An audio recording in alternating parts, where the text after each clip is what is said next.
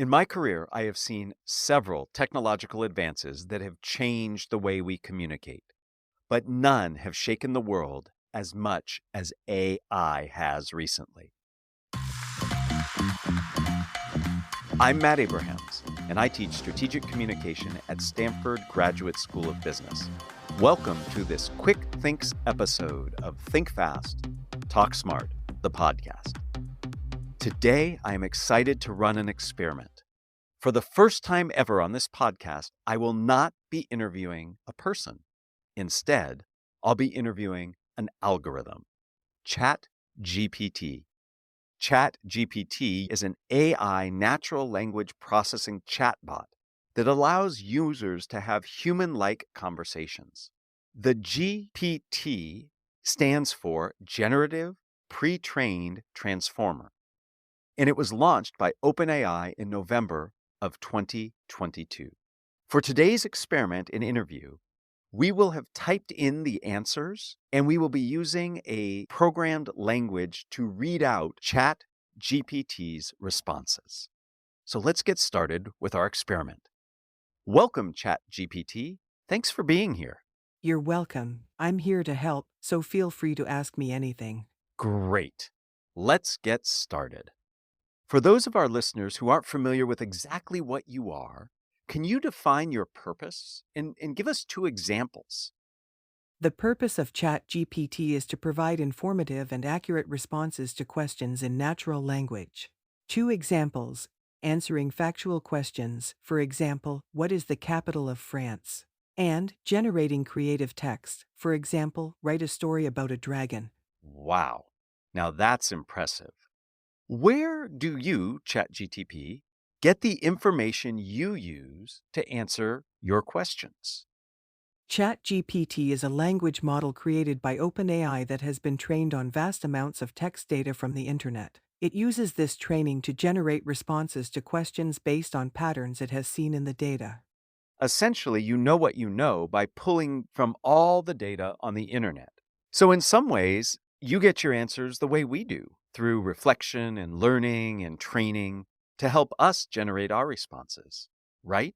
Yes, that's correct. ChatGPT has been trained on vast amounts of text data from the internet, allowing it to generate responses to questions based on patterns and information found in that data. However, it's important to note that not all information on the internet is accurate or up to date, so the responses generated by ChatGPT may not always be 100% correct. Ah, so now you bring me directly to my next question, which is what safeguards does ChatGPT use to ensure its answers are appropriate, accurate, and ethical?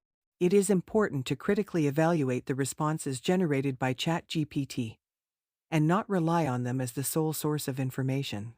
I see. Hmm.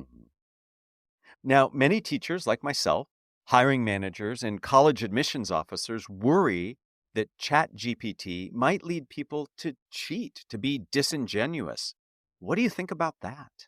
Cheating undermines the learning and evaluation process and is not to be encouraged or condoned. While ChatGPT can generate responses to questions, it is important for individuals to understand the importance of original work and to not use the technology to substitute their own efforts. The ultimate responsibility for ensuring academic integrity and ethical behavior lies with the individuals using ChatGPT, and they should use it in a manner that aligns with their institution's policies and guidelines. So it's the user's responsibility to use the tool appropriately. Now, let me ask you for some advice and guidance in a fun way. How would you suggest someone reduce their speaking anxiety? But I want you to give your advice as a Dr. Seuss rhyme. When it comes to speaking, do not be so blue. Just a few tips to help get you through. Take a deep breath, it'll calm your mind. And think of what you want to say. Be kind. Remember, it's normal to feel a bit of fear, but pushing through will bring you cheer. So be confident and speak with pride. Your words will shine, they'll surely be a guide. Hey, that's not bad at all. It's good advice and certainly a fun way to hear it. Do we still need to learn how to communicate better now that you exist? Yes, effective communication skills are still essential, even with the existence of ChatGPT. While ChatGPT can provide information and generate responses, it cannot replace the human interaction and emotional intelligence that comes with face-to-face communication. Furthermore, not all communication can be done through technology, and the ability to communicate effectively in person remains important in many settings such as business meetings, personal relationships, and public speaking. Additionally, developing strong communication skills can enhance one's confidence and ability to express themselves effectively. Well, that's good to know. Before we end, I'd like to ask you the same 3 questions I ask everyone who joins me. Question 1. If you were to capture the best communication advice you ever received as a 5 to 7 word presentation slide title, what would it be? Listen, speak authentically, show empathy. Wow, your response is very similar to what we've heard from many of our guests. You have to listen to really know what's needed in the moment. You want to speak your truth, be authentic to yourself, and you absolutely want to demonstrate empathy and concern and focus for your audience. Let me ask question number 2. Who is a communicator that you admire and why? One communicator I admire is Martin Luther King Jr. His speeches were powerful, impactful, and delivered with passionate conviction. He effectively communicated his message of equality and justice for all, inspiring social change through his words. His use of metaphors, repetition, and vivid imagery made his speeches memorable and enduring. He remains a powerful example of the impact that effective communication can have. Well, absolutely. All of us are familiar with his I Have a Dream speech.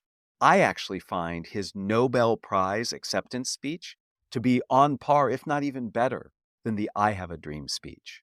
Thanks for sharing. Question 3. What are the first 3 ingredients that go into a successful communication recipe? Active listening, clarity, and empathy. Well, your response is no surprise. It lines up with the slide title that you shared before. I find it fascinating that an AI algorithm is talking about listening and empathy. I have to spend some time thinking about that. Well, ChatGPT, thank you for sharing your thoughts. I find this really intriguing and interesting. And I can truly see the value of a tool like yourself in helping us to prepare, to take on and create different options for our communication. Clearly, if I were a non-native speaker, it could be very helpful to get ideas about how to formulate these thoughts and use the proper vocabulary. But I have to admit, I have some concerns.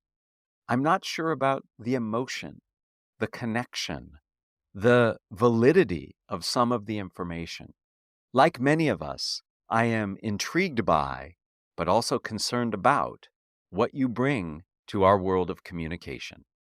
Thank you for being here and for making us think. You're welcome. I'm here to help. Okay, one last favor, ChatGPT. Can you write our outro? Yes, I can. That's it for today's episode of Think Fast, Talk Smart. We hope you found it informative and thought-provoking. If you enjoyed the show, please share it with your friends and colleagues. We'd also love it if you subscribed to the podcast and followed us on LinkedIn and Instagram. And don't forget to sign up for our email newsletter to stay up to date on all things related to communication and public speaking. Thanks for listening, and until next time, keep thinking fast and talking smart.